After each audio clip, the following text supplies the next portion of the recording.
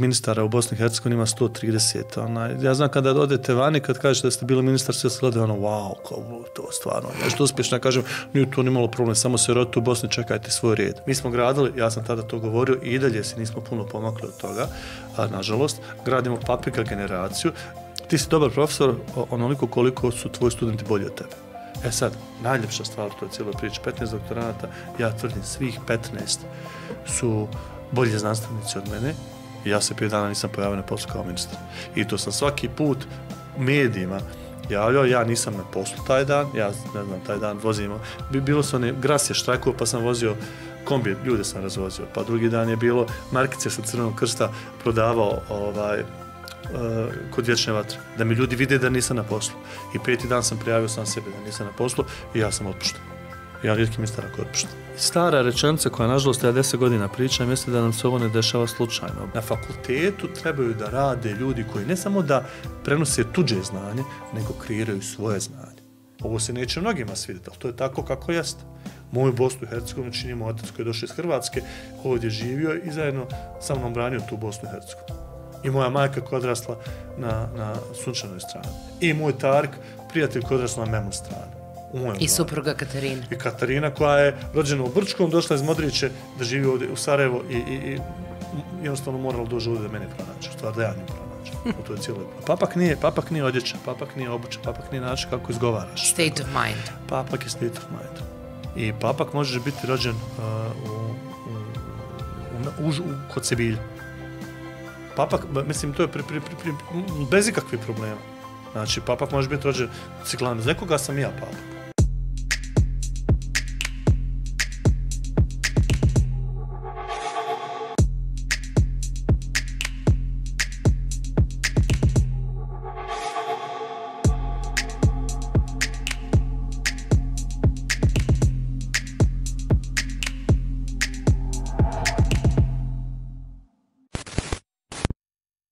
Dragi naši gledalci i pratioci Balkan Rules podcasta, danas imamo jednog, kao i do sada, sjajnog gosta, ali nekako mi je palo na pamet da kad bi imali onaj kviz pa otvaramo polja, pa kao imamo 4-5 nekih signala za konačno rešenje, šta biste vi odgovorili kad bi vam rekla muzika, politika, forenzika, antropologija? Jeste pogodili? Damir Marjanović. To je ono, pripremiš se za sve, za svakakav uvod i onda dođe ovo ovako. Tanja, hvala na pozivu, drago mi je da sam ovdje. Drago mi je da to tako izgleda u tvojim očima. Normalno neke od te 4 riječi su mi, ta 4 polja su mi malo više, neka malo manje draga, ali nekako se to poveže. Ta muzika je već davno za mnom. Sa onih 4 akorda što mogu da okrenem još uvijek. Kad se smilila bolja ekipa koja svira gitaru da mi da ih odmijenim dok oni odu u WC, to je otprilike taj nivo muzike. Ja imam informacije da je neki u Zagrebu bilo neko, kako vi kažete, prašanje relativno skoro. Ja sam tu bio desni pomoćni otprilike tako, ali lijepo biti ovdje. Da skratimo to. Hvala, Damire. Nije moj teren. Znam kada se dođe u Sarajevo da je zgusnut raspored časova, ali kos ne bi bio kos kad ne bih našao nekih 5 minuta, kako se to kaže. Hvala vam za ovo odvojeno vreme. Hvala taj na pozivu. Kako izgleda biti gost u sopstvenom gradu? Nisam gost, samo sam došao. Samo sam malo više orijentiran sada izvan Sarajeva. Neki zadnjih 15 godina ja u kontinuitetu sam gledao da je Sarajevo moj centar radijacije i centar svijeta i s kojega sam išao na neke destinacije gdje sam radio neke poslove. Pa je to nekad bila Slovenija, pa je to nekad bila Amerika, pa je to nekada bila Hrvatska, Srbija, Kosovo, Makedonija i tako dalje. Samo je zadnjih godina dana malo dinamika i malo vremenski raspored boravka u tim gradovima drugačiji. Znači, sad, ono što sam duže bio nekada u Sarajevu, malo manje u Zagrebu, sad je obratno i to je za mene privremena kategorija. Tako da, ja sam ovdje domaći. Mislim, jesam sad u jednom hotelu, ali to je druga priča. To je već moj, ja bih rekao, Sarajeli će shvatiti moj arsuzluk. Dobro, to mi je sasvim okej. Ja jedini problem koji danas imam u ovoj emisiji, to mi se stvorilo od momenta kada smo razgovarali, kako da iz jednog savršenog i jednostavnog bića izvučem sve ono što taj čovek radi, čini i s tim svojim činjenjem deluje na ljude oko sebe, tako da ću pokušati, pa te molim, nemoj biti skroman, jer sledeće znam pitanje... ja sebe pohvaliti. Pa onda da krenemo. Znam, pa da. Gospodine ravnatelj, kako to izgleda, molim vas? Jednostavno. Posao kao posao. Ma ne, pa jednostavno. Dobro, evo da čujem. Znači, sada postoji univerzitet u Zagrebu i postoji... Institut, to je institut za antropologiju i oni kažu, imamo čitav svet na dlanu, ali nam treba ravnatelj iz Sarajeva. Pa dobro, nisu baš išli po principu da stražu nekoga iz Sarajeva, nego ja sa tim kolegama sarađujem neki 15 godina na različitim projektima, radimo jako dobre stvari, ljudi su fenomenalni, njihove publikacije su odlične, meni je bilo čast i zadovoljstvo kad su me negdje 2005. ili 2007. prvi put su me pozvali da radim tamo i to je bivši ravnatelj, uvaženi akademik Rudan, to je bilo fenomenalno. Radili smo jedan projekat i u tom projektu je ekipa iz Hrvatske radila svoj dio, a ekipa iz Bosne je radila svoj dio poprilično nevezano. I znam da je ekipa iz Hrvatske htjela da pokrije tada ekipu, da prikupi uzorke u Bosni i nisu računali da je postoji jedan Bosanac, jedna bosanska ekipa koja je to već manje više odradila. I onda smo mi nešto prije njih publicirali vezano za genetičko porijeklo naroda, dobro je to prošlo, bilo je jako zanimljivo, išli smo po kongresima, malo smo se čak i sukobljavali na kongresima što je bilo sasvim ok. I onda me je nazvao uvaženi akademik Rudan, ako otkucate Pavao Rudan, to je doajen antropologije u Hrvatskoj, jedno jako poznata živopisna osoba, čovjek koji je smislio taj institut za antropologiju. Nazvao me na telefon, ja nisam ni znao tko je, kao mali, jel to Marjanović jeste, kaže, ti si mene, ja ću sada parafrazirati, zeznul i ja hoću da ti radiš za mene. Opa. I to je tako bilo, ja sam rekao, cool, možemo pod nekim određenim uvjetima, jer ja sam uvijek svoje radno vrijeme nekako parcijalno posmatrao, tad sam radio na Institutu za genetičku inženjerstvo i biotehnologiju, tako da sam jedan mali, mnogo manji segment kroz neke projektne aktivnosti realizirao na Institutu za antropologiju. Tako da ja od svoje 18. nikad nisam radio samo jedan posao. A u 18. sam radio posao koji su radili svi dječaci u Sarajevu 92. godine, pa i pored toga ide od 95. I onda uporedo s tim se, ne znam, i svirala gitara i štampali su se oni baneri, prodavalo se na pijaci.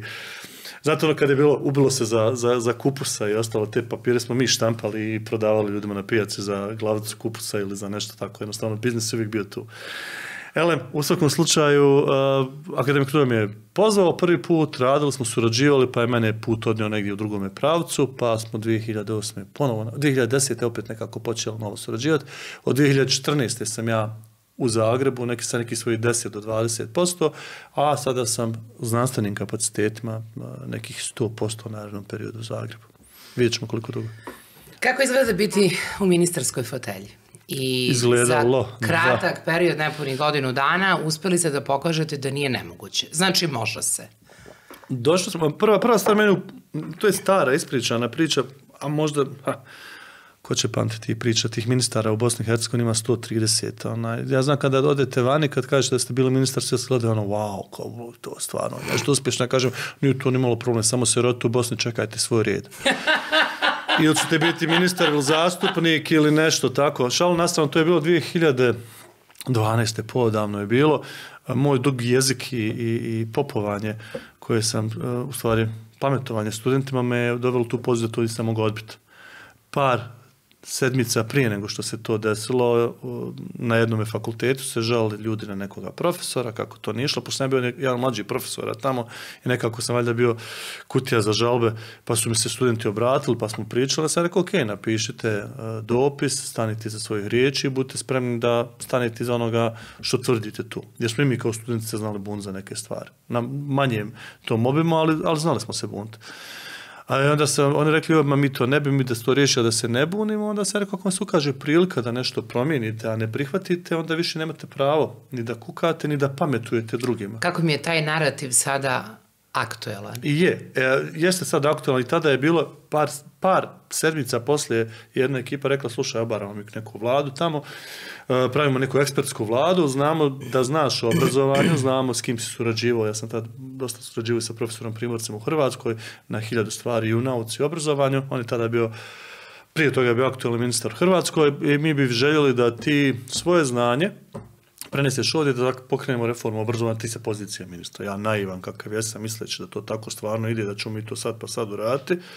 Normalno u prvom momentu odbijem, a onda u drugom momentu kažem sebi, ok, prije 15 dana si ružio mlade ljude da ako mi se pruži prilika, a oni odbiju, nemaju više pravo ni da pametuju, ni da kritikuju.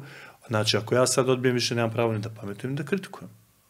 I još onda dođe prokleti Balašević, tad je bio živ i kaže nisu krivi primitivci. Krivi smo mi. I krivi smo mi. I tu ja šamarčinu. Dobio sam poslije, je bilo zanimljivo, ali hajde, potom. U svakom slučaju tu se zaletimo i uđemo u tih 10 mjeseci. Novca nije bilo ni malo, plate su kasnile po 2 mjeseca, novca za reformu obrazovanja nije bilo ni blizu, bila je kriza na univerzitetu, vlada je nametala neka svoja, narušavala akademske autonomije, srećom inspekcija je stala tada na stranu univerziteta i profesora, zato što su profesori bili u pravu i po zakonu i dolazi jedan ministar koji u tih 10 mjeseci, kako kaže, bez prebijene pare i bez svega počinje nešto da radi. Zadnji novci koji su neki ljudi htjeli malo rasporediti na drugi način, mi rasporedimo da zlatne značke dobiju besplatne doktorate. To je bila prva odluka. I danas se javljaju dosta ti ljudi koji su stvarno doktorirali, uspjeli. I stvarno je lijepo kada vam napišu da nije bilo tog novca, mi ne bi mogli doktorirati, da nije bilo tog doktorata, mi ne mogli raditi sada na priznatim univerzitetima gdje rade. I onda jedno malo hvala, meni je to više nego dovoljno da on napuni sve baterije. I pokrenuli smo neke, tad je bila i eksterna matura, tad je bilo mnogo stvari. To se pokazalo kao jako uspešno. Te godine da. I godinu, ona je trebala da raste u drugome pravcu. Eksterna matura je bila zamišljena više kao test kvalitete obrazovnog sistema koji mi imamo sada u Bosni i Hercegovini. To je stvari bio test za obrazovani kadar, za profesore. Pa, ispalo je da je tako. Pazite, šta je princip? Kada vi završate osnovnu školu, onda idete u srednju školu, srednje škole su imali tada prijemne ispite, neke nisu, ali djeca su dovlačila prosjeke ocjena iz osnovnih škola. I onda normalno je da 5.0 u jednoj školi i 5.0 u drugoj školi nije baš uvijek isto. Kvaliteta nastaje, prvo što su bili programi, su bili na papiru ujednačeni, ali ritam izvođenja tih programa nije bio i kvaliteta nastave koju su profesori ili nastavnici u osnovnim školama različitim davali, normalno da se razlikuje. Mi smo jednostavno htjeli sa tom eksternom maturom da dvije muhe jednim udarcem odrede. Prva stvar je da iznivelišemo taj koncept, da vidimo u toj kvaliteti da li neko ko ima 5 iz matematike u jednoj školi, s cijelog kraja grada, da li bi imao 5 u drugoj školi, ili bi to bila neka 2,3. Prosječne ocjene tada kada ste gledali po nekim dnevnicima u gradu, sad recimo za matematiku je bilo preko 4,3, 4,4. Sorry, ja sam iz druge gimnazije, ja znam kako i matematski tenčar, znam da ni u prijašnjem periodu nije se baš lako 4 i 5 dobijali iz matematike. Eksterna matura pokaže, sad ću slagati, vjerojatno više brojevi su 2,75. 2,75. I ajmo otvoriti oči. Normalno, pokušali su neki da kažu, vidite, naša djeca ne valjaju, to nije tačno. Pa su neki pokušali da kažu, ne valjaju ni nastavnici, ni to nužno nije tačno. Tačno je bilo da naš obrazovni sistem nije ujednačen, da nije uvezan, da nije povezan, ali da nije optimiziran za ono što mi stvarno trebamo da očekujemo od naše djece.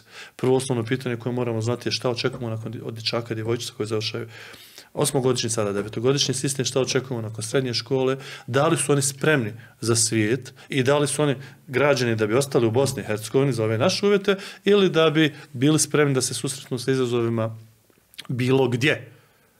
Od Hrvatske, Evrope, Azije, Afrike, sasvim je svejedno. Mi smo gradili, ja sam tada to govorio i dalje se nismo puno pomakli od toga, nažalost, gradimo paprika generaciju gdje su profesori primarno željeli da čuju svoje riječi nazad, znači da čuju eho. Da bi dobili dobru ocjenu iz nečega, moraš da ponoviš lekciju onako kako je napisano. Imam osjećaj da se to malo sada pomjerilo bolje, ali mnogo je bitnije da ti daš činjenice djeci i naučiš kako te činjenice da iskoriste. To je ta neka reforma obrazovanja trebala da dovede i u osnovnom i u srednjem, a najviše, vjerujte, u visokom obrazovanju. Jer to je taj moj dio. Postoje stvarno, imate ekipu koja radi osnovno obrazovanje namjera, imate stvarno ljude koji znaju to. Često predstave kako bi to trebalo realizirati, ali sudare se u zid politika. I to je bila eksterna matura, mi smo pokušali to istestirati i pokazali smo da znanje naše djece nije, u stvari da ocjene nisu realan pokazatelj znanja, sad ili je problem u ocjenjivanju ili onome znanju koje dajemo djeci, to je prva stvar. I druga stvar, htjeli smo da pokažemo da može se između ostaloga sa što manje manipulacije upisivati u srednje škole. Jer prije, ja sjećam tada kad sam bio ministar, Dosta direktora me nazvalo, reklo prvi put sada niko nas ne zove jer ne možemo uticati na upis te djece. Dio ocjena je, dio poena koje nosite za upis neku školu bio je iz prosjeka, jer ne možete minimizirati i poništiti ono što su radili 8 ili 9 godina, ali dobar dio je bio na osnovu tog testa. Taj test je pravljen u školama gdje su dječaci, djevojčice bili pravili 9 godina. Stres 0 poena. Znači u njihovoj klupi samo smo zamijenili nastavnike i nastavnice drugih škola su dolazili i na neki način bili zaduženi za kontrolu kod realizacije tog testa i ocjenjivanje.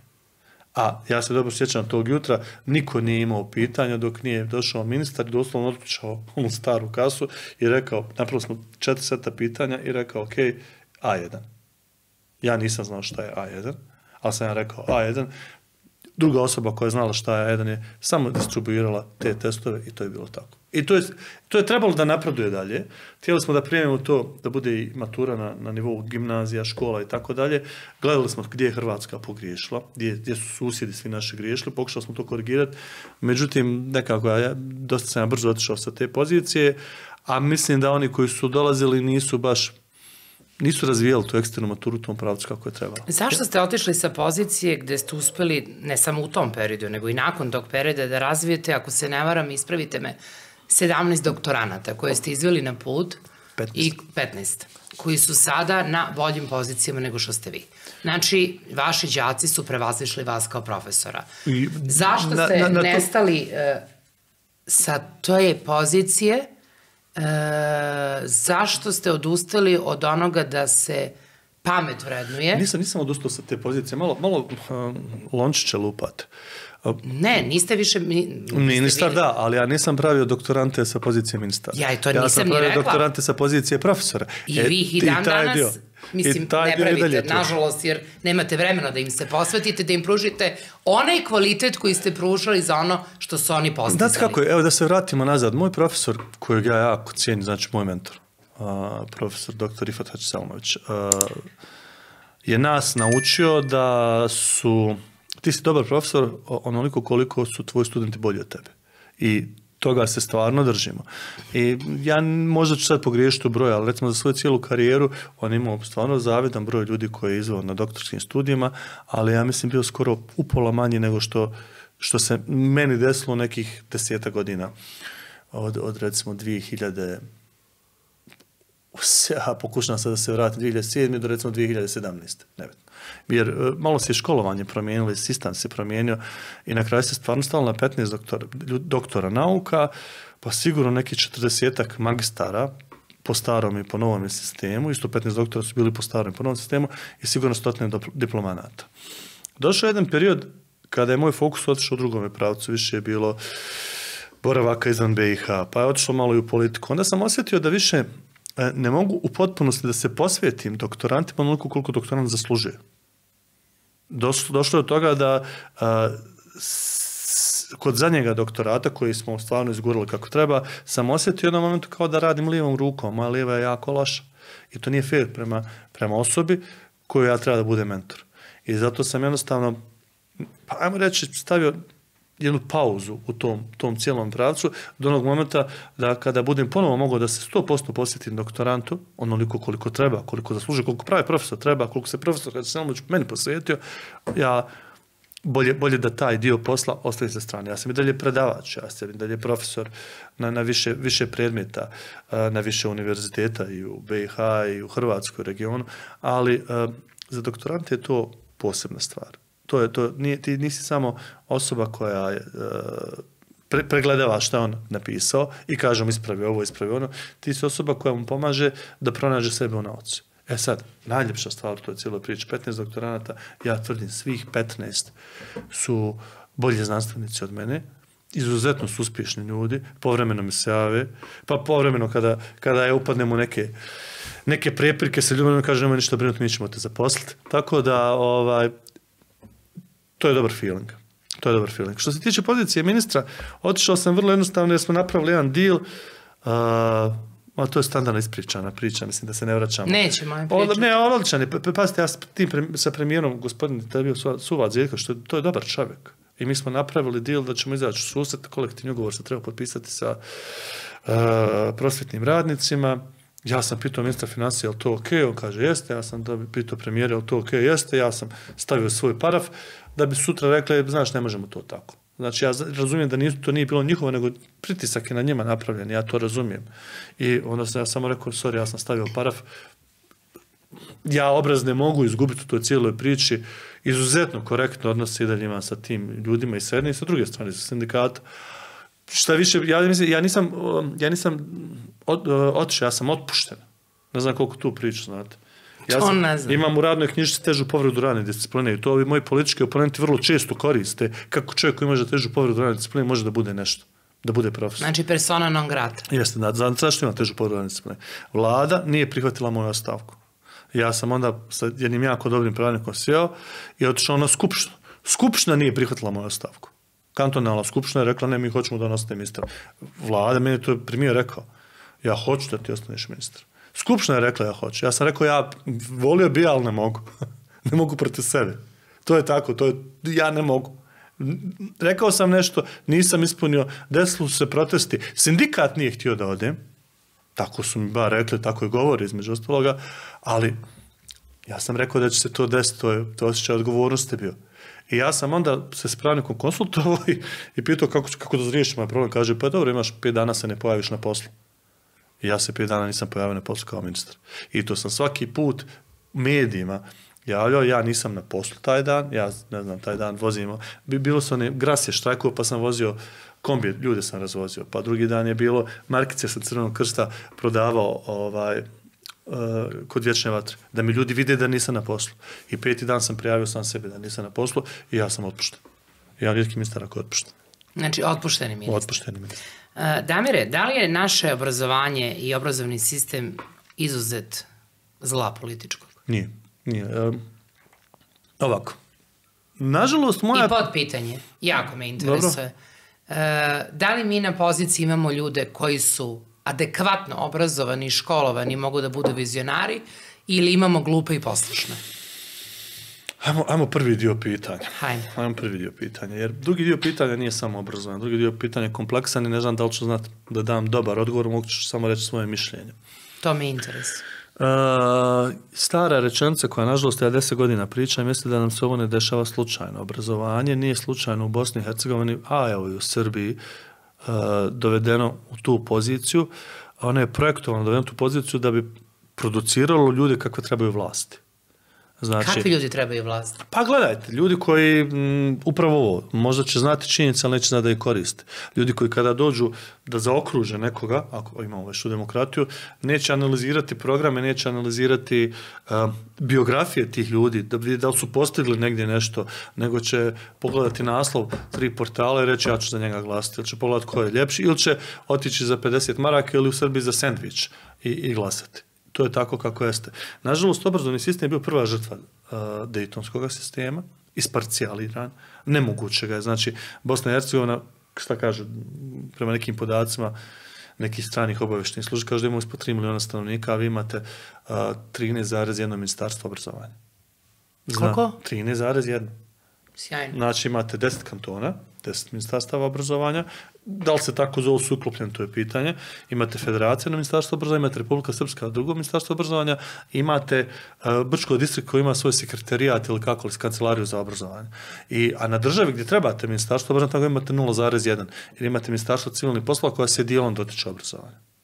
I vjerujte, sad ću reći nešto što je tačno, malo i provokativno, dobro se još obrazovanje drži kakav je sistem. Normalno neko će reći, pa i u Njemačkoj, znate, obrazovanje na državnom nivou jeste, ali Njemačka ima malo više stanovnika i malo više resursa. Jedna ta država može Wiesbaden da uloži više novca nego cijela BiH za obrazovanje. Znači, imam osjećaj da se obrazovanje, ono što se razvilo, jer ima pozitivnih pomaka, razvijalo se isključivo individualnim entuzijazmom. A to nije dobro za državu. Obrazovanje vam je živi sistem koji se stalno mora razvijati. Obrazovanje, ne možete ga vi reći mi smo ga razvili, sad ga nećemo mijenjati. Obrazovanje se prilagođava i ono prilagođava budućnost. Ako vi dobro planirate, vi ste ti koji ćete kroz dobar obrazovni sistem odrediti šta će biti za 10 godina u ovoj državi. Pa zar nije to jedan od 4 stuba državnosti? Najbitniji. Školstvo, privreda, zdravstvo i ekonomija. Najbitniji, za mene najbitniji. Kako mi stojimo, nemamo ni jedno od ta 4 stuba. Ako ćemo 4 stuba i postaviti, ja bi centralno postavio, znate kako može biti kao 100, a može biti onaj trokutasti 100 sa centralnim, to je meni obrazovanje. Ne moramo se složiti svi, ali to meni jeste. Jer ako vi imate, ekonomija počiva na dobrim ekonomistima, dobri ekonomisti počivaju na dobrom obrazovanju. Zdravstvo počiva na dobrim doktorima, dobri doktori primarno počivaju na dobrom obrazovanju i iskustvu. Isto i sa sudstvom i tako dalje, i tako dalje. I svaki put, znate kako, mene više po ambasadama pretjerano i ne zovu da pričamo neke priče. Niste poželjni? Nije moja tema zanimljiva.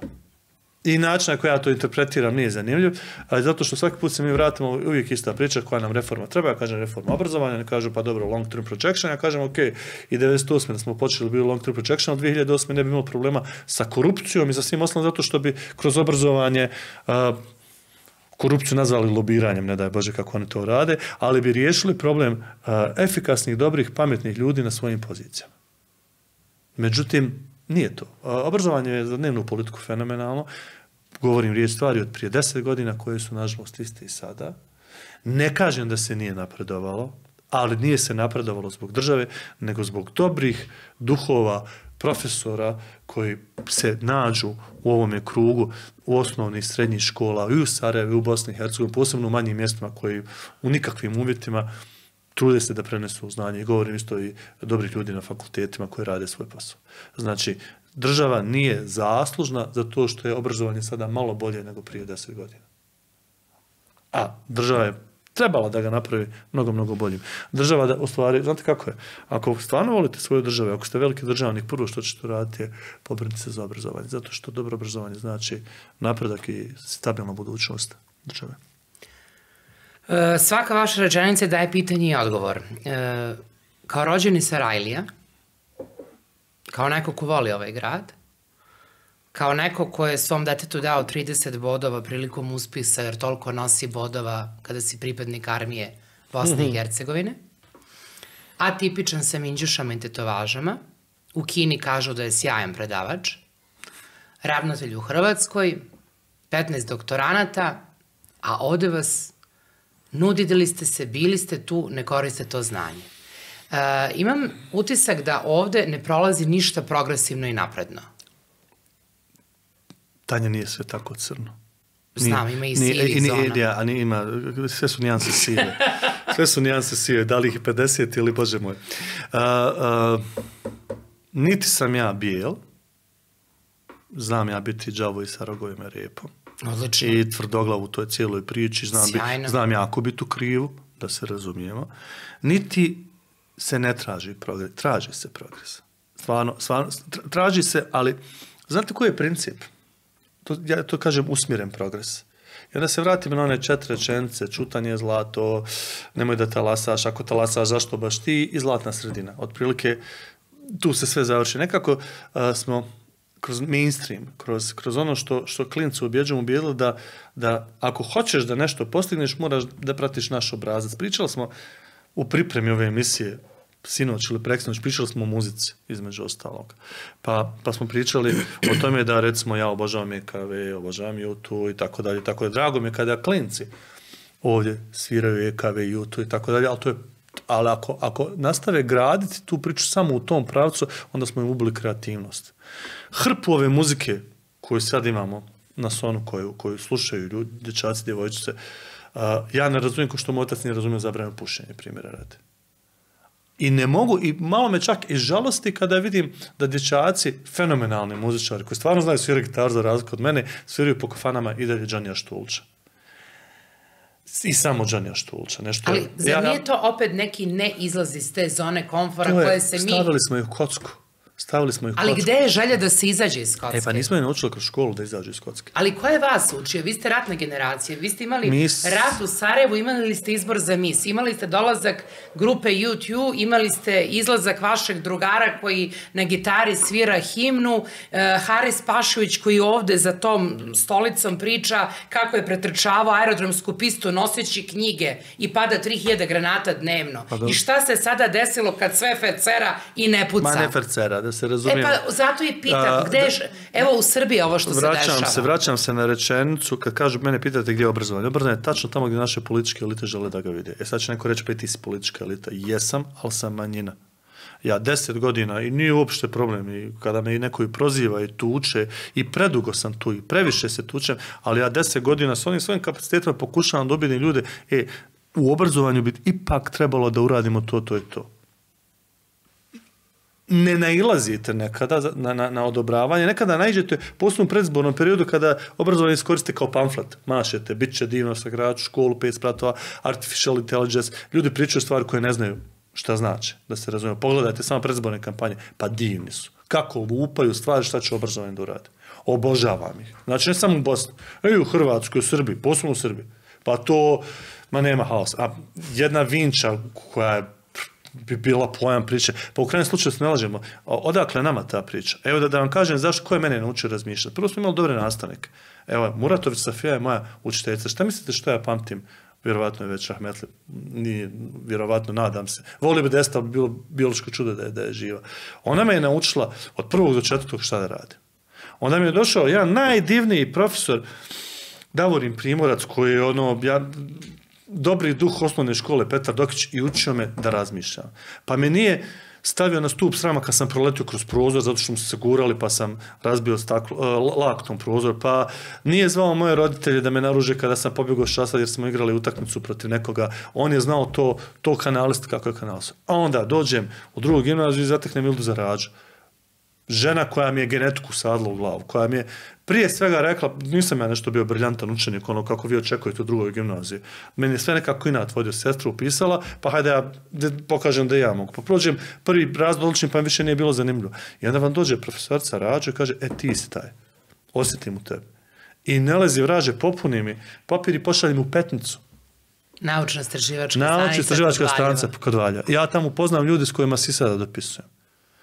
I u Petnici ja, Bučko i ostala ekipa, znači bilo ekipe iz Slovenije, Hrvatske, BiH i Srbije najviše, 10 dana vi hodate po rijekama, ja spoznam šta su oligohete. Spoznam, znači, ne može od mene baš u genetiku usmjeriti, ali onda kad hodamo po rijekama, skupljamo te neke crviće, gliste i sve ostalo, ti pričaš sa sebi sličnim ljudima i starijim ljudima koji su svjesno asistenti, koji su spremni s tobom, balavcem, da pričaju o tome i da te kažu, ok, razmisli o tome.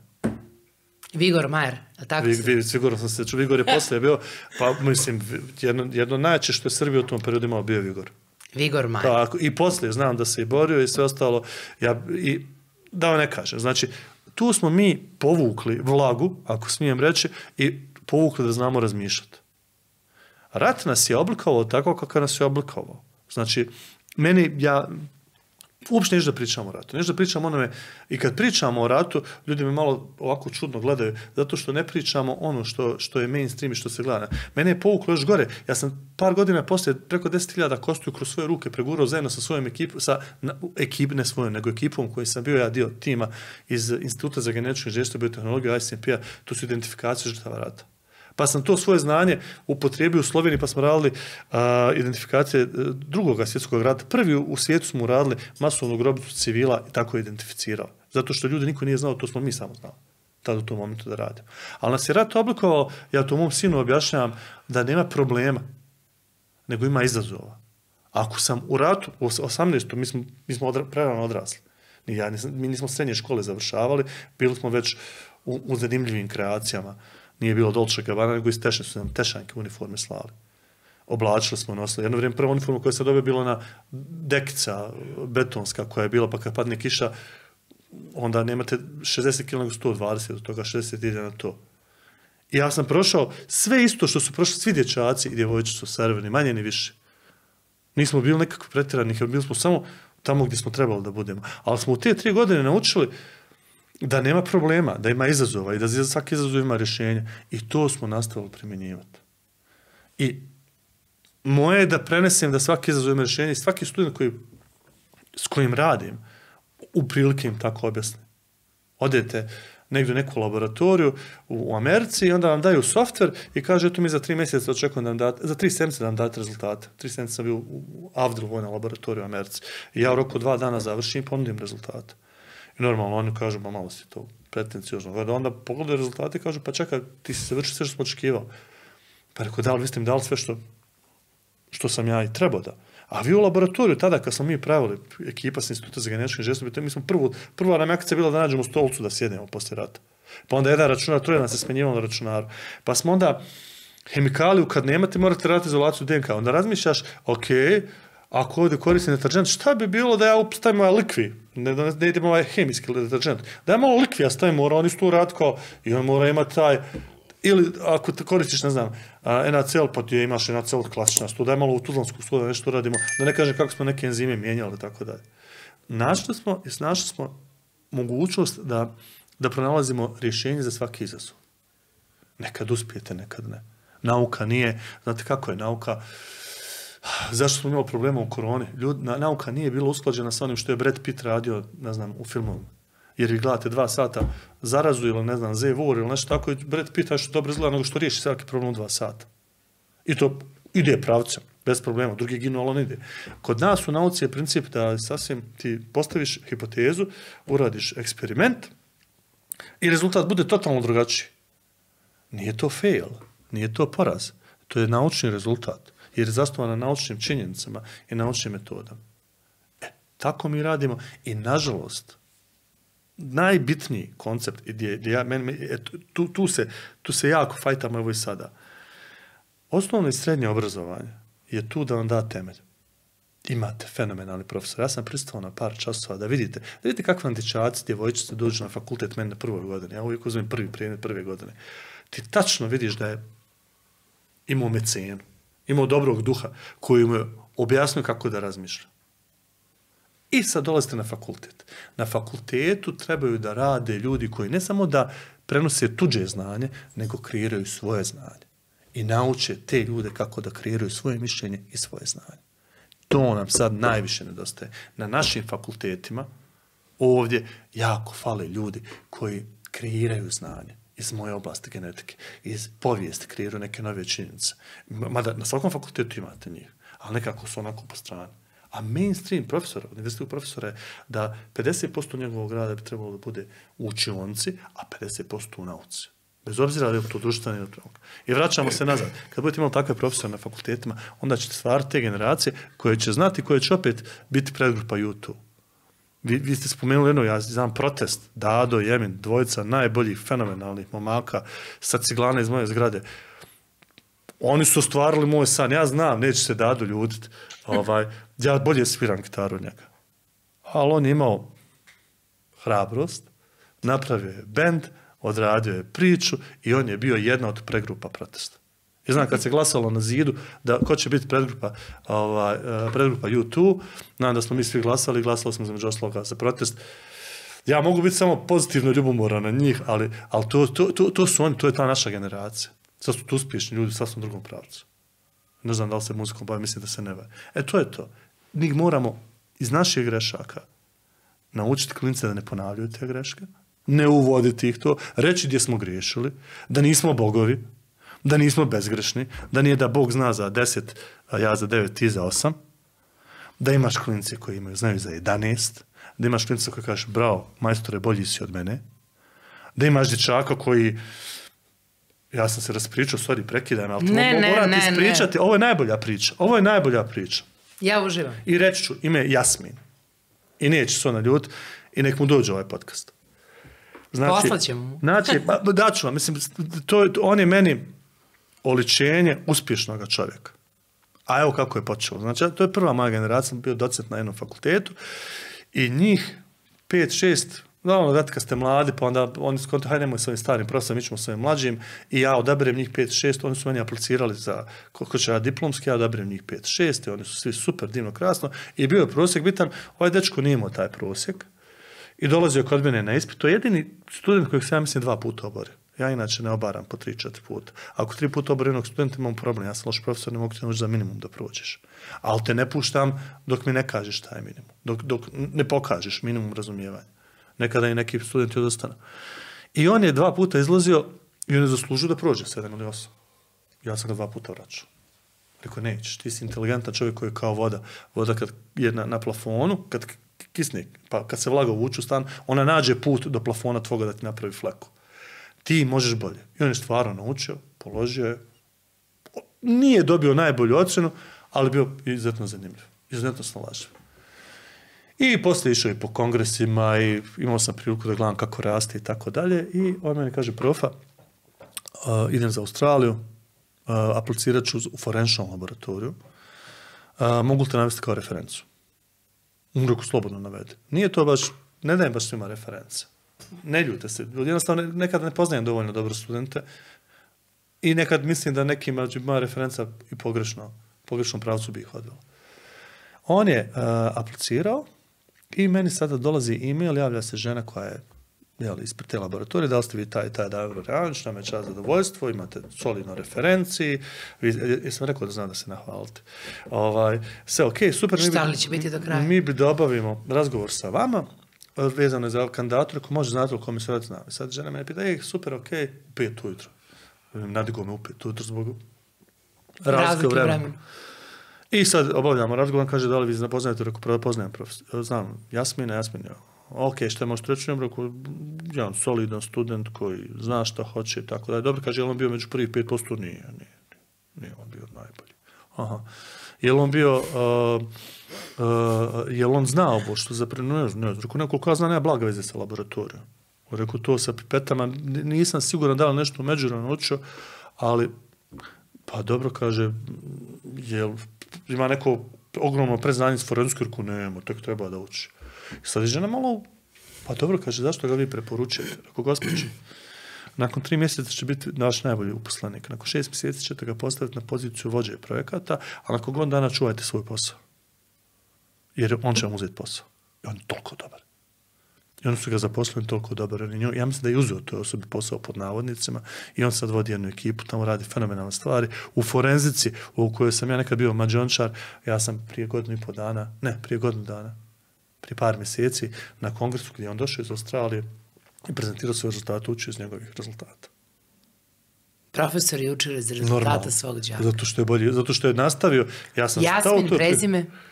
Zoranić, eto, Jasmin, je morao se reći, ali Australija ima odličnog forenzičara porijeklom iz Bosne i Hercegovine. A ja sam imao tu čast da samo u jednom malom dijelu njegovog puta budem osoba koja će reći samo pravu riječ na pravo mjesto. Joj, meni lepo. Nekako mi je teško da prekinem ovaj niz lepih reči, ali ne mogu, a da vas ne pitam. Možemo da ti, molim te. Hvala. Molim te. Ne mogu da te ne pitam, jer to, kad kažemo forenzika, vidimo laboratoriju, vidimo doktora Hausa. Ne povezano, ali imam priču za to. Eto, znači mi vidimo to, tu se nešto i nešto. Sad, mene jedna stvar interesuje.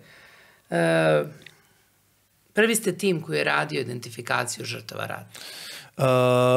Na ovim prostorima, da. Mi smo, dakle, identifikacija... Ne, ovo sam samo htjela da te pitam. Ti kao forenzničar. Izvini, u ovome scale, u ovim razmjerima, što je rađeno u Bosni i Hercegovini, nigdje nije rađeno u svijetu. Znači, to je prvi put bilo rađeno u Bosni i Hercegovini. Ogromna je pomoć došla iz Amerike, ali su bili fenomenalni ljudi iz Bosne i Hercegovine, kažem sa Instituta za genetičko inženjerstvo i biotehnologiju, koji su prihvatili tu priču. Ja sam bio samo član tog tima i dalje smo je razvijali. I na osnovu onoga što smo mi razvijali, rezultate koje smo dobijali, onda su drugi učili, a ja sam malo nekako preuzeo tu baklju, pa sam nastavio to primjenjivati izvan Bosne i Hercegovine, evo rekli smo u Sloveniji i u drugim državama. Tako da, to je. Ali moram da te pitam jedno prozaično pitanje. Oprosti ako je možda nakon svih ovih godina banalizuje ta dešavanja, ali kada naiđeš na butnu kost, je li razlika između butne kosti Srbina, Hrvata ili Bošnjaka? Tanja, pitaš pitanje koje znaš odgovor. Ne, mislim... Dobro. Ovako, ajde da pokušam... Znaš zašto te to pitam? Ajde da pokušam da objasnim svoj odgovor. Molim te. Da pokušam da objasnim svoj odgovor koji ćeš dobiti. Mi smo stalno govorili identifikacija žrtava rata. Dolazili su stranci, stvarno su oni puno pomogli. Moja država, nažalost, je tu zakazala. Bosna i Hercegovina je jako zakazala. Na kraju, ne znam koliko vam je poznato, te DNK laboratorije koje ICMP imao više nisu u Bosni i Hercegovini, su u Holandiji. I odvukli su par briljantnih Bosanaca i Bosanki i Hercegovaca i Hercegovke, odvukli su tamo da im rade taj posao. Zašto? Jer država kao država nije ulagala u taj posao. Ja kad sam se posvađao sa jednom osobom iz ICMP-a, tako mi je začepilo usta, vrlo jednostavno. Koliko je, kaže, Bosna uložila ovo što mi radimo. I završimo svu priču. Da se vratim nazad. Za nas koji smo Bosanci i Hercegovci i koji smo prošli u ratu to što smo prošli, za nas koji smo učestvovali u toj cijeloj priči, to nije bio projekat. To je bio nastavak misije. To je bio... nauka je odradila svoje i bilo dosta naučnih dostignuća, ali najveća dostignuća su bila dvostruka. Jedno je da smo mi ponudili konačno odgovore i smiraj ljudima, vratili imena tim skeletnim ostacima, a njihovim obiteljima dali mogućnost, kada već su ih izgubili, nisu ih mogli sačuvati, bar da ih mogu posjetiti tamo i sahraniti po svojim običajima i obići im grobove mezarja i reći ono što se kaže u tim momentima. To je prva stvar. I druga stvar, nemojte zanemariti, bez tih identifikacija koje je radio ICMP, Institut za genetičku inženjerstvo i tehnologiju, ne bi bilo ni presuda mnogim ratnim zločincima. Znači, pravda kakva takva je donešena kroz tu DNK analizu. I normalno odgovor na pitanje, kada smo radili te skeletne ostatke, mi nikada nismo postavljali pitanje, niti smo mogli razlikovati, niti smo htjeli razlikovati, niti to genetika može razlikovati, to vam govori s svoje druge strane, je li neko Srbi, Hrvat ili Bošnjak. To je samo ubijena osoba koju treba identificirati. I to je to. U svakom slučaju, meni kao čovjeku koji je učestvovao u obrani Sarajeva, sa cijelom ovom svojom ekipom, sa Sadinom, sa svim ostalima, to je bio samo nastavak borbe za ono zašto smo se mi borili. Bez obzira jesu nas pokušali ubijeti neke druge stvari. Mi smo morali to jednostavno uraditi. Mi nismo smjeli, kad se pružila ta prilika, nismo smjeli to reći neko drugi radi. I dok smo stvarno to držali, kažem još jednom, ponavljam, više ću puta ponoviti nazive, Institut za genetičku inženjerstvo i biotehnologiju, ICMP, dobri ljudi iz Amerike, dobri prijatelji iz Amerike koji su nam donijeli početnu ideju, fenomenalni ljudi, lokalni, koji su osmislili prije naše metode izolacije DNK, uspješnost dobijanja DNK profila iz kosti je bio oko 50%, poslije nas je 96%. Svi smo sudjelovali u tome. Te iste kosti prvi put smo iskoristili, pokazali da možemo u Drugom svjetskom ratu koristiti. Ja znam, prvi kad smo radili, šalimo se, mi smo Bosanci koji smo stvarali svoj slovenački san, otišli smo u Sloveniju prodavati pamet. Obično nas Bosanci u Sloveniju drugačije doživljavaju. I to je tako. Ali stvarno je jedna fenomenalna žena Katja Drobnić tamo, od koje sam ja učio DNK analizu, znajući šta mi znamo oko kostiju, ona nam je pomogla, ona je preporučila općini Škofja Loka i slovenačkoj vladi da se DNK analize rade u Bosni i Hercegovini. Mi smo njima dali fenomen. Mi smo dali rezultate, to je bila masovna grobnica, 20 lokalnih Slovenaca koji su ubijeni nakon Drugog svjetskog rata i 7 Njemaca koji su ih ubili, a su bili prisiljeni da to rade od partizana koji su ušli u Slobodili Škofju Loka i tako dalje. I mi smo uspjeli da identificiramo prvi put ljudi iz Drugog svjetskog rata. Prema mojim informacijama, bar u naučnim tim krugovima, to je bila prva takva identifikacija. I kad smo dobili prvi DNK profil iz te jedne stare kosti, ja sam rekao, ljudi, imamo kontaminaciju, nešto ne ponavljamo sve. Jer je bilo toliko dobro. U stvari šta se desilo? Taj model izolacije DNK je bio odličan i radio je i na kostima relativno novijeg datuma i na kostima Drugog svjetskog rata, a poslije smo pokazali s 13. stoljeća smo uspjeli dobijati iz tih kostiju bez problema te DNK profila. Znači, to je bosansko znanje donijelo i ja sam pokušavao na tim kongresima, svaki put je bilo poprilično emotivno objašnjavajući da to nije samo naučni rezultat za nas. Sjećamo se prve žrtve koje smo identificirali, znači mi smo samo mali kotačići, imate ljude na masovnim grobnicama koji su radili, koji su iskopavali, ljudi koji su tražili masovne grobnice, antropologi koji su sklapali kosti, mi smo mali kotačići u toj cijeloj priči, ali učestvovanje u toj cijeloj priči je mnogo više nego nauka, mnogo više nego projekat, mnogo više nego posao. Koga god da pitate iz te ekipe i koji sada rade u tome, to će reći da je to mnogo više nego posao. Damire, misliš li da ima šanse da naučimo nešto iz te nauke? Nauka će, svidjelo se nekom ili ne, nauka od pećinskog čovjeka pa na ovama kultura i nauka postoje. I meni je fenomenalna stvar, iz nauke stalno učimo. Pa čak sad trebamo učiti šta jeste, a šta nije nauka. To je jako bitna stvar. I to nam je korona poprilično pokazala. I koliko se naučnik mora prilagođavati uvjetima u kojima živi, a ne smije izdati svoje osnovne parametre. Šta jeste naučna činjenica, šta nije naučna činjenica. Ja se sjetim mene fenomenalne karikature Đoke Ninkovića. Dva pećinska čovjeka sjede, imaju vatru, imaju toljegu i neko meso se peče tu i imaju neku krpicu i kaže više se ne isplati baviti naučno-istraživačkim radom, sve smo otkrili. Nauka, pravi je naučnik onaj koji će znati da nikada nema odgovore na sva pitanja. Nauka vam je brojanje od 1 do 10. To je trik pitanja koje ja postavljam svim studentima. Kažem, kom izbroju od 1 do 10 uzeti u obzir sve varijante, odmah ću mu pisati 10, kupit ću mu stan, pronaći mu ženu, muža, šta god hoće i riješit ću mu sve životne probleme. I klinci normalno, neki se zalete pa kaže 1, 2, 3, 4, 5, 6, 7, 8, 9, 10, ja kažem, ajmo prva decimala.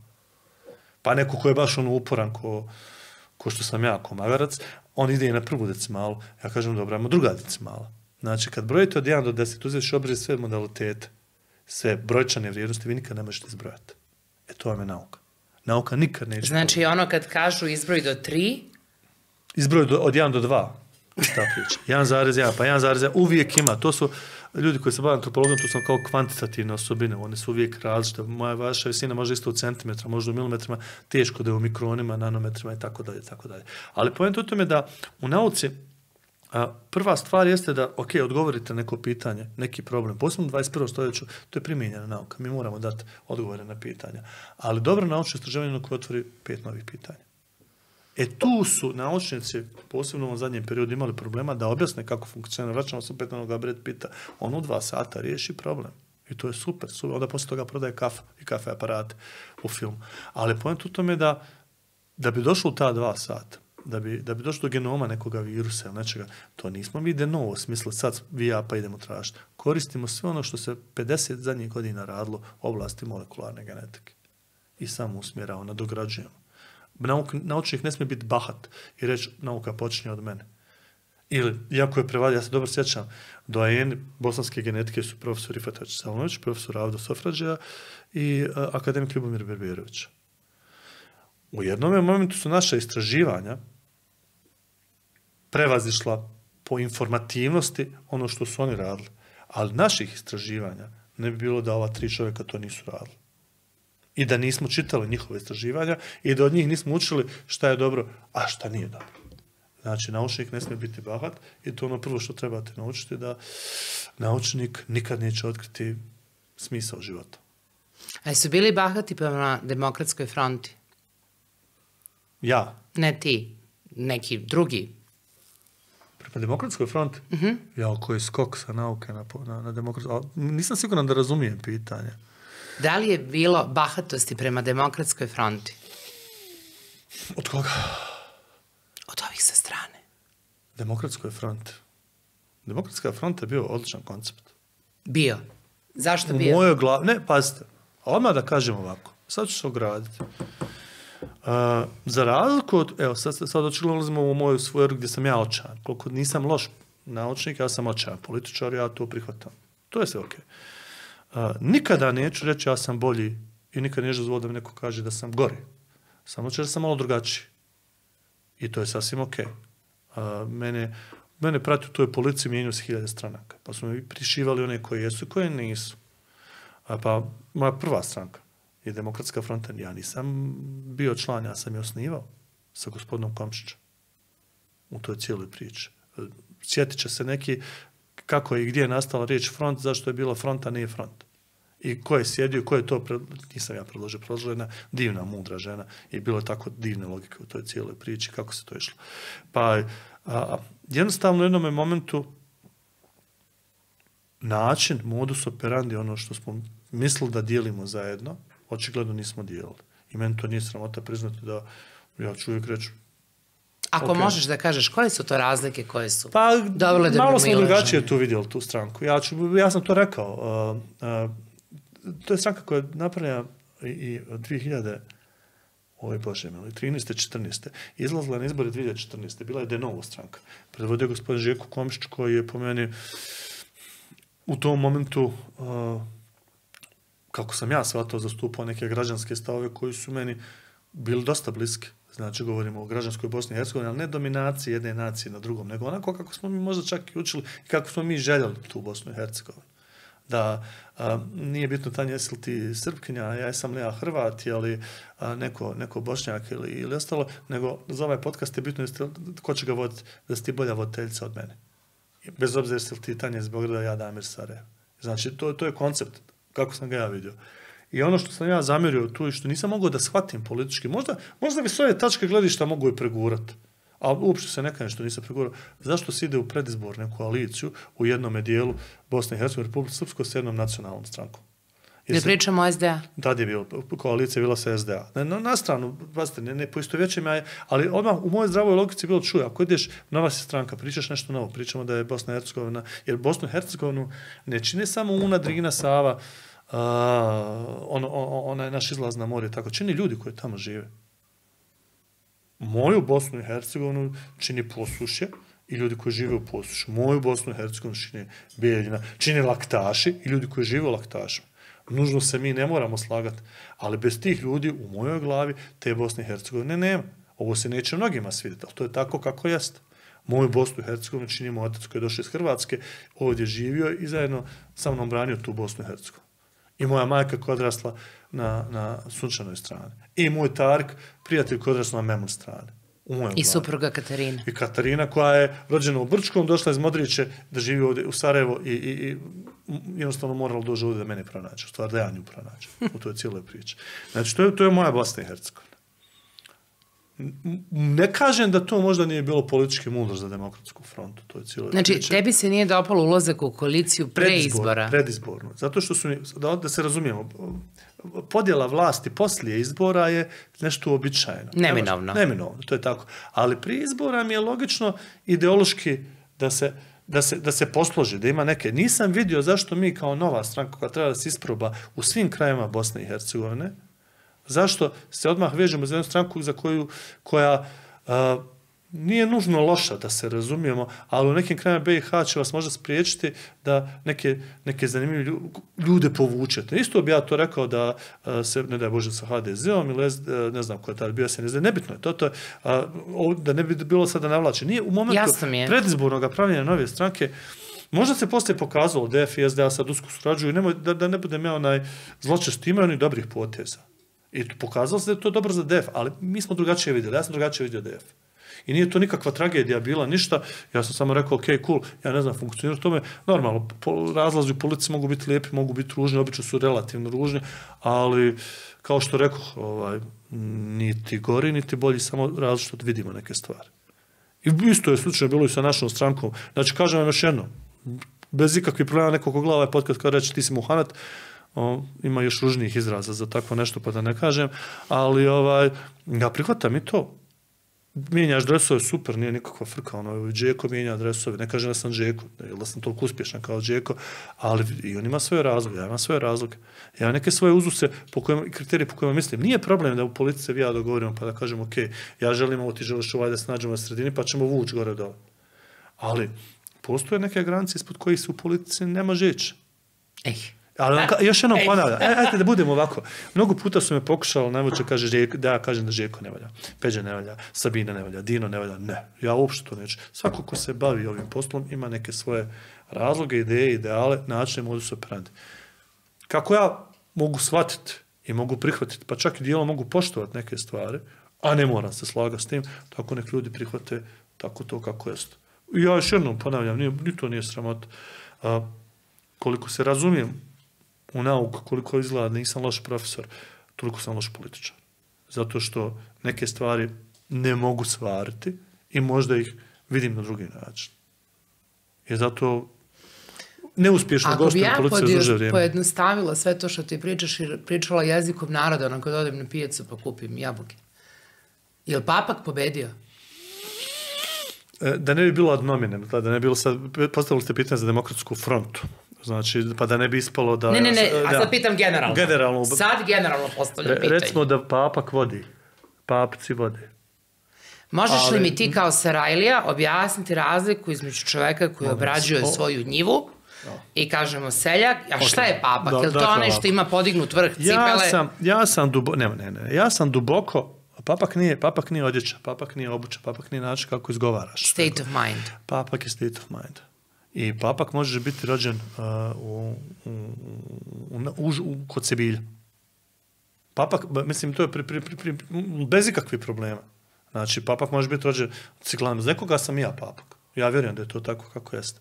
Po meni papak state of mind. Sada se nešto, ja mrzim i onu tipu FGR elita koncept, znate. Mi smo stara bosanska porodica, stara sarajevska porodica, moj dedo nije. Moj dedo je došao iz istočne Bosne, u Sarajevu bio je poštar, radnik, moja nana je radila u espresso restoranu, moja majka je bila zubni tečar, moj otac je došao iz Čuntića, Prnjavorskog, u stvari Prnjavor Čuntički, pardon, bio sam nedavno tamo, 3 kuće u 2 reda. I došao je u Sarajevo. Ali kad je došao u Sarajevo je shvatio da postoje stvari... Pravila. Nisu to čak pravila. To je poštovanje. Ja sam došao ovdje, niste vi meni morali reći kako da se ponašam, ali postoje neke stvari koje ja trebam poštovati. Došao si u grad koji ti je dao sve, ti poštuješ to. Sad, oni koji su se rodili ovdje u ovom gradu, a ne poštuju ta pravila igre. Ja ih trudim se da poštujem bar onako kako je shvatam. I sad dolazimo do toga da papci malo vode. Ali neće pobijeti na kraju. Sve dok ima oni koji su kontra papaka borba. Pa polako. To je duga borba. To nije sprint, to je maraton. Ali to, odmah da vam kažem, to nemojte, bilo pogrešno shvatiti da papak živi na brdu, a građan živi u centru grada. Da je papak rođen izvan Sarajeva, a da su... Ne, papak je state of mind. Onog momenta kada ovaj grad prihvatite da date... Evo najbolji primjer. Predzborna kampanja je bila. I u predzbornoj kampanji vi sad pričate šta pričate. Ja znam pričati o obrazovanju. O drugim stvarima jako loše pričam. Ako trebam da pričam o tome, onda pozove nekoga ko bolje zna od mene da mi objasni, naučim i ispričam ono što trebam ispričati. Došao je čovjek koji je vozač autobusa. U Grasu, fenomenalan. Stvarno je, tako smo se lijepo ispričali. Ja mi rekao, dobro, kad znaš, ali ja sam mali čovjek koji, šta ja mogu ovdje uraditi? Rekao, ti si taj. Tvoj zadatak je vrlo jednostavan. Da budeš dobar prema svojoj porodici, da naučiš dijete najvećim vrijednostima i u tom poslu da samo autobus dovedeš tačno na vrijeme na stanicu. I da radi svoj posao tako. Ko mi. Znači, moj posao je da studente dovodim u tačno vrijeme u poziciju iz koje će on najbolje profitirati. Nema mali ljudi, nema veliki ljudi, nema malih poslova. Nema mali čovjek, ne može promijeniti. Ja pozivam, kad smo pravili ovaj pokret, pozivam mlade ljude, dajte mi, ne svađat ćemo se. Prihvatam, ja ću braniti svoje stavovi svoje, ali hajmo i svako iz svog nekog aspekta pokušati malo da nešto promijenimo koliko znamo i koliko umijemo. Pa nekad upali, nekad ne upali. To je tako kako jeste. Tako je u vašem poslu. Vaš je podcast počeo kako je počeo, sad ste toliko gledani koliko ste gledani, samo zato što ste radili svoj posao. Onako kako treba. I ništa drugo. To je. Sad papak ne radi svoj posao kako treba. Papak hvata krivinu. Papak hvata kako će lakše da prođe. Papak će doći u poziciju kada će nešto mora da uradi, a neće znati to raditi. I tada će onaj koji nije papak nadrljati od onoga što je papak. I pričali smo o tome, ja imam osjećaj da u svakoj struci pomalo zasada, ne baš svakoj, ali papci vode. To pomalo, u mojoj glavi. Ali papci nisu pobijeli. Ni loši. To je, papak nije nešto što je vezano za ovo. Mi smo znali u raji koga zovemo i zašto zovemo papak. Znali smo nekada biti okrutno, to je cijeloj priči.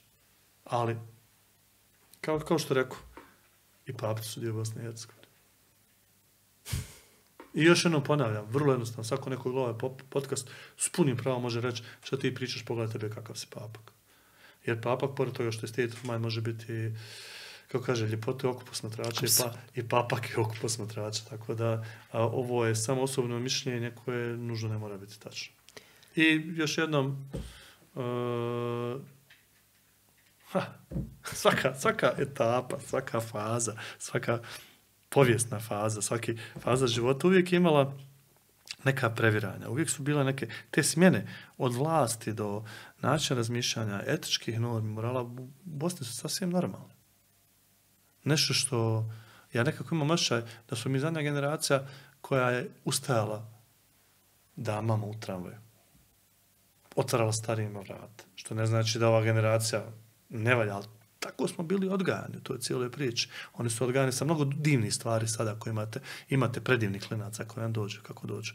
Tako da je definicija papka je podložna shvatanju i prihvatanju okoline u kojoj se nalazi. Nikad neću prihvatiti da su pobedili. No, evo, nisam ni ja u ovom svom podcastu imam majicu sjajnih momaka, to je karton revolucija. Pozdravljam ih i svim srcem uz njih, jer su pokazali da je moguće. E sad, na njihovom primjeru, deca se bore za konjuh, za neološćenu seču šuma, doživljavaju svašta, ali prođe 2 godine i sada imate dokumentarac na YouTube-u, Konjuh te zove, pogledaj i ti. Rekao sam, obavezno. Jedna fantastična dokumentovana borba sa dobrim mobilnim telefonima, ali dokumentovala jedan uspeh. Pogledajte njihove društvene mreže, pozivaju na bunt, pozivaju na ustanak. Drago mi je što se sve ovo dešava i drago mi je što vidim traktoristu pored studenta. Ok, moram nešto reći. Molim te, hajde. 2014. Moram nešto reći. 2014. Sjetit će se ljudi MBG. Sjetit će se, bio sam tamo i predivna energija mladih ljudi koja vas i fino postidi. A na istome prostoru sjetit će se Sarajlije gdje se stvari dešavali 92. godine u početku. Na istome prostoru. Da vas to malo emotivno i pogodi. Ja sam samo tim momcem, oni su sigurno to znaju. To sigurno znaju i izvinjavam se da ne spet da pametuju, nego svakoj mlađoj generaciji bunt i ustanak je, pa kako da kažem, neka povijesna neminovnost u nekim okruženjima. Ciklično. Pa ciklično to je tako kako jeste. Najgora stvar koja se može desiti je da kada se završi ustanak i bunt, da se ne zna šta dalje. Prije bunta i ustanka, prije bilo kakvih, ne mora to biti krvavi bunt i rat, ne mora to biti oružani sukob, ne mora to biti nasilna smjena, to može biti intelektualni bunt, intelektualni ustanak. Ovo sad što se možda dešava u Srbiji, možda se to dešava. Jako je bitna stvar da ljudi koji su pokrenuli tu priču znaju šta poslije. Ako se desi smjena neke vlasti koja ti odgovara. Jer najgora stvar je koja se može, a to se 90% političara dešava i 90% ljudi, srušili smo i onda sjedne u kancelariju, zatvori vrata i kaže, a šta ćemo sad? Planiranje, ja to znam iz nauke, planiranje u nauci, ali u svakom aspektu života je izuzetno bitno. Podržavam svako drugačije mišljenje, različito, zato što iz više različitih mišljenja dođe do dobrog rješenja. Ako svi mislimo kao jedno, negdje griješimo. Negdje stvarno griješimo. Uvijek morate imati nekada davno, kada su se branili doktorske disertacije, bio bi 5 članova komisije i bio bi oponent. Oponentu je bio zadatak da napada sve što doktorant kaže i da ide i kontra tih 5 članova komisije, ne zato što ih mrzi, nego da izvuče najbolje iz kandidata i iz komisije iz rada. Znači, pokrenuti nešto, smijeniti nešto, srušiti nešto, to je lako. Mi to znamo. Mi smo prisustvovali tome. Bez jasne vizije šta u narednih 10 godina nije mudro. Znači, dečki, u kojem god pravcu ide, stvarno ću pogledati, spomenuli smo taj film i radim se, pogledat ću onako kažu u miru sad kako idu ovi praznici. Nek vam stari profesor ne popuje, garant sad koluta, to ćemo prihvatam sve. Ali prije nego što bilo šta, ako imate neku ideju da pokrenete nešto za taj svoj konjuh, i pokrenuli ste, odradili ste, jako je bitno da znate u narednih 10 godina kako taj konjuh treba da izgleda pod vašom pažnjom, pod i neću reći ingerencijom, ali pod onim kako ćete ga vi čuvati. Jel ti vidiš lidere na ovim područjima? Vidim lidere, ne vidim državnike. Sorry. Jel može od lidera nastati državnik? Može, ali to mora biti... Dolazimo na teritoriju koji nije moj. Znači, evo, čovjek koji bi trebao biti u politici, ja nisam čak ni lider. A daleko sam od državnika. Nemam ono nešto što bi, recimo, Bogić-Bogićević ima i što je trebao da bude, da su neki drugačiji uvjeti. Mislim, to otvoreno mogu da kažem šta mislim o tom čovjeku. Znači, to je po meni jedan od velikih državnika koji je... Više se to kod nas ne pika. Pa, gledajte, veliki, mudri, pametni ljudi znaju kad je vrijeme za njih. Bogić-Bogićević, ono što je uradio u 5 minuta njegovog života, normalno to je na 5 minuta, njemu je to cijeli život, je dokazalo da on ima te kapacitete i da on bi mogao da bude taj. Ali očigledno okolnosti njemu nisu bile naklonjene. Sad ću vam pričati iz nauke. 1928. godine Griffith uradi eksperiment i dokaže genetičku transformaciju. Da se ne s eksperimentom. Igrao se s bakterijicama, nije to znao objasniti. 41. ili druge trojica znanstvenika ponove njegov eksperiment sa malo više informacija i dobio Nobelovu nagradu. Early bird. Znači, to je... Nije znao šta je imao. Ja sam doživio od jednog dragoga čovjeka, Mario, nam razgovor, pjevač Zostar, kad smo pričali, ne znam on da li ćemo toga sjeti, ali meni je ostalo. On meni kaže, profa, ti si, kaže, keramika od još buldožeri nisu prošli. To je on rekao, mislim, predivan je, toliko se radujem koncertu sada odem. Sad, postoje uvjeti u kojima lideri postaju državnici. U stvari, to državničko njima dolazi do izražaja. Imate mnogo lidera ovdje. Imate dosta ljudi koji znaju povesti, koji znaju raditi, ali državnik nosi jednu dozu više. Nužno se ne morate slagati s njegovom. Po druge strane, državnik nužno ne mora, ovo se ne odnosi na gospodina Bogićevića, se razumijemo, ali ponekad državnik ne mora nužno da bude i dobar čovjek. Znate, to je jako zeznuta priča. Neki politolog će nam to bolje reći, ja to samo iskustveno kao imam ta neka razmišljanja i premišljanja. Kao što rekao, neuspješni političar. A šta se dešava sa tom našom genetikom?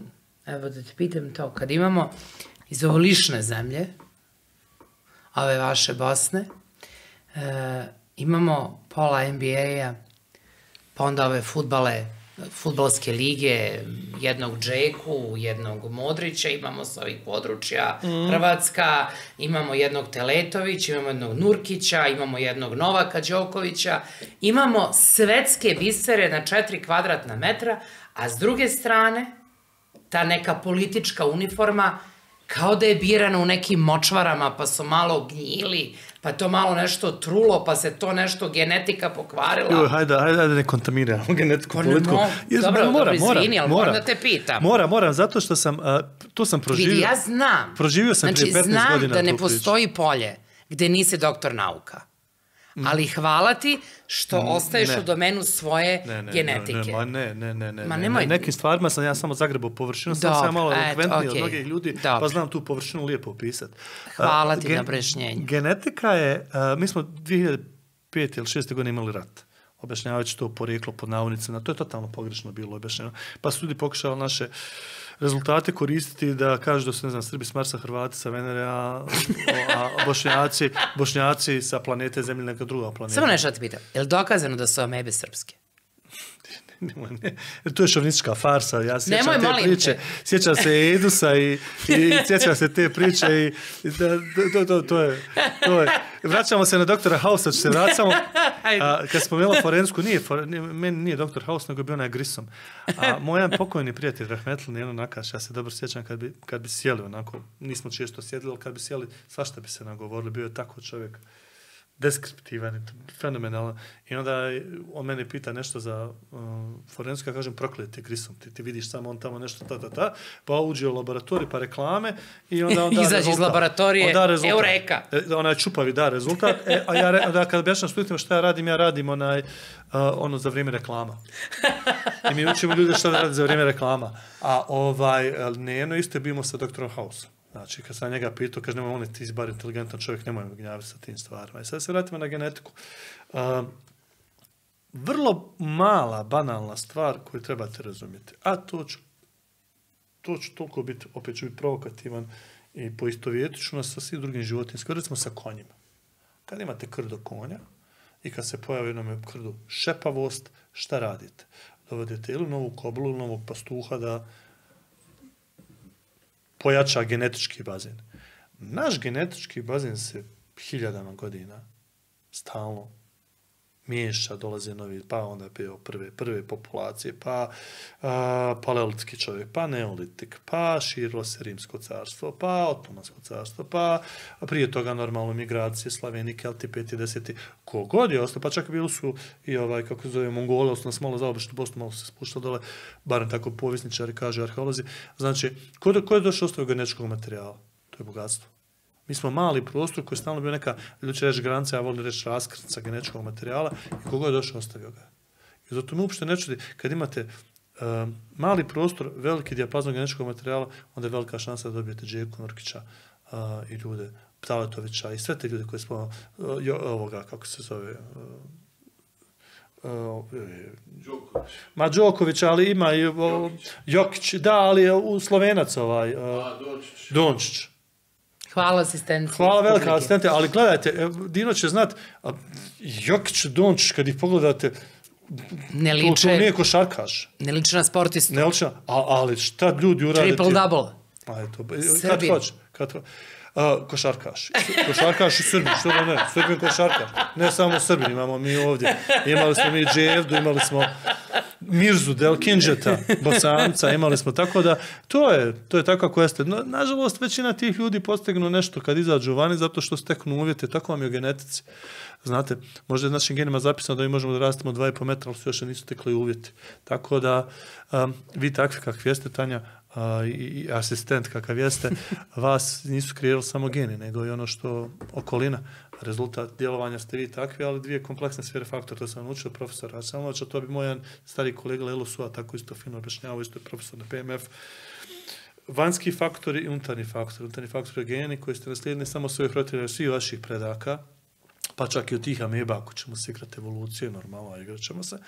A s druge strane, imate okolinu koja vas je oblikovala i u interakciji sa genima kreirala vas takvim lijepim kakvi jeste. To je tako kako jeste. I mogu sada da se pravim važna. Obavezno. Reklame. Ok. Tjerajte me, žene, vrijeme. Ne mogu, izmešali smo ti, vi, ne mogu da završim ovaj razgovor bez doze romantike. Dobro. Je li tačno da si suprugu zaprosio na koncertu? Jest. To je bilo ostvarenje mojih snova s više strana. Zbog YouTube-a. Pa da se ne lažemo i zbog YouTube, ali primarno što sam uspio, kako kaže mi muškarci smo prilično jednostavni, mi se stalno trudimo da nađemo bolje u sebi i onda kad se probudite ovako pored takve žene, onda kažeš kako li sam ja to uspio, onda meni ego poraste zato što znači super, pošto nisam lijep i nisam zgodan, onda sam morao da sam bio pametan i znao kako da odradim tu priču. Ne, imaš ono nešto. Ne, pričali smo prošli put, nije to nešto, znate kako, moja generacija, to tako volim svojim klincima da se prepucam. Znate koliko sam ja morao Jesenjina, Prevera, Tolstoja i knjiga da iščitam da bi prišao osobi poput moje supruge. Ili bilo koje djevojci iz tog perioda. Bilo da oko drugačiji period. To je tačno, znači, da se vratimo nazad. Zabavljali smo se, YouTube se desio, supruga mi je svakako u tom momentu rekla da je trudna, desila se najljepša moguća stvar. Ja sam samo zaprosio i 27 godina poslije otprilike čekamo sljedeći koncert YouTube da ja nju ponovo zaprosim, nadam se da će ponovo pristati, to je to.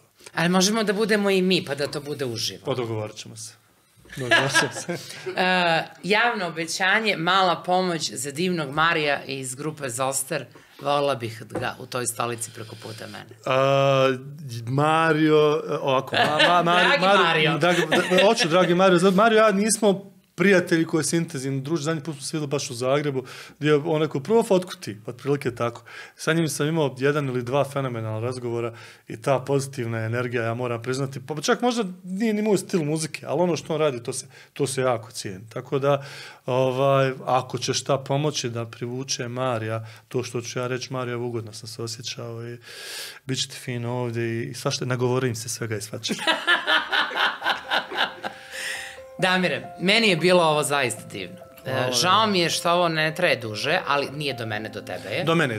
Do tebe. I hvala što poštujete to. Tako Ja poštujem samo iz jednog jedinog razloga, što se radujem sledećem susretu. Radujem se sljedećem pozivu i vidimo s drugi put. Tanja se raduje, Damir se raduje, nadam se da će se publika radovati.